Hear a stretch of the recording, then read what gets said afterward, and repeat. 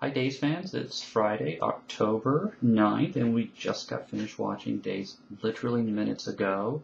So we don't normally do the show during the day, but we've been doing it the last couple of days right after, which I love. So anyway, because I'm flying to New York tonight. That's correct. And I'm wondering about this quadrangle of love between Nathan, Philip, Melanie, and did I look me something? Stephanie. I mean, so this is a dream. Where will it end? It's a dream come true for me. Now nobody wants Stephanie, and both guys want Melanie, and I'm so happy. Yeah, and Nathan, I didn't say he sealed the deal, but he's working on. He's a smooth operator. He was like pushing on her finger, making her have an orgasm or something? What was that all about? I don't know.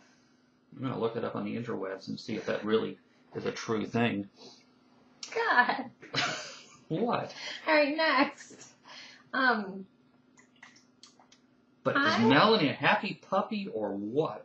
And then how about Sammy and EJ? They are so still in love. Oh, totally. She's comforting him, and then Brady and Nicole are comforting each other. Why don't y'all just go be together? Yeah, really. Screw Ari. She can go be with Roman. Brady's a free agent. He can snag Nicole. Yeah. God knows why you would want to. It's a ready-made family, honey. Yeah. Insta-dad. So Rafe and Ari can go cry in their beer together when they come back and both their people are taken. They can go to the singles bar together. So Rafe, he's been gone for a while. They're really letting us stew on that one. He's got to be like detoxified or something. But yeah, he's definitely going to lose. So two people can bust this whole thing wide open, Stefano and Rafe. Mm-hmm. But as soon EJ keeps talking to Sammy about this evil doctor, this duplicitous doctor, this scumbag doctor, and as soon as he lets it slip, Dr. Baker, she's gonna be like, wait a minute. Dr. Baker? That's impossible. What that's do you who mean? delivered my baby, and I had my baby that same night, and they took my baby away from me for a while. When they brought her back, I didn't think she was mine. And then they're like, oh. As soon as he says Dr. Baker, I'll bet you $100 we hear that. Yeah, I'm pretty sure. I'm going to find out what that note is, and I'm going to get a little piano here or a button on the computer that goes dong. Anyway, enough of that.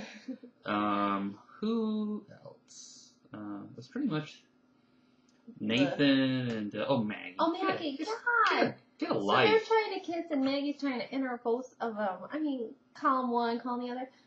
God, it's so good that my grandmother never, ever, ever had anything to do with my love life. And she knows they're together. It's God, just, I hope she gets back on the bottle. oh my God. Anything. I hope Philip. If she has an affair on Mickey, who doesn't exist anymore. She's just so out of control, inappropriate. And the way she's like, Stephanie, are you going to be okay? I'm like, 10 minutes ago she was engaged to this guy, planning to spend the rest of her life with him, living in his home, and you're like afraid that you can't leave them in a public restaurant together for 10 minutes? What do you call characters like Maggie on the show? They have no storyline. They're boundaries for the other characters to bounce off of, and she doesn't.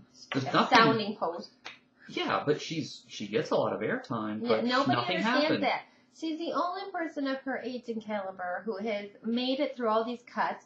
She's one of the few people that they got rid of her significant other and they kept her. Yeah. Who else do they do that? They get rid of couples together. They send them off together. So Suzanne Rogers has got some staying power. She's doing something right, that little rockhead.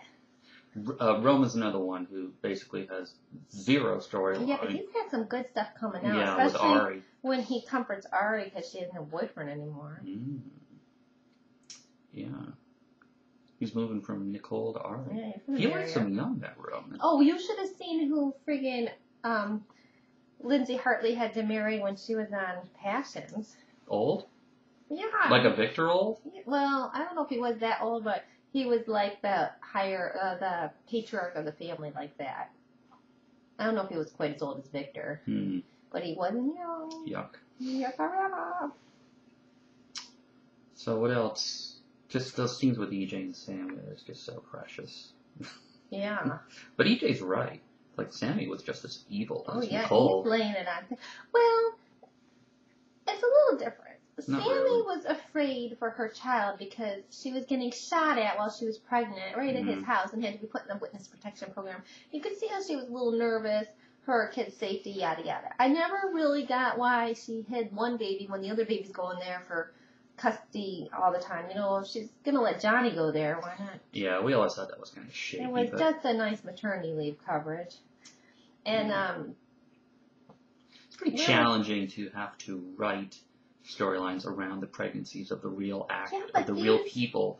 These people have been on. Sammy has been on this show since she was like 16, and she spaced her kids apart. It's not like she had them one after the other. Still, what happens if like one has a bad pregnancy, and they have to stay in bed, or they're sick all the time? I mean, that could totally, put a kink in the show. They would have to completely rewrite things that had already been written because of that. It's a very. I would guess that Ari might be having an unpleasant pregnancy. Oh, you mean the way she's shoving? She hasn't done it in a few days. No, she hasn't. No.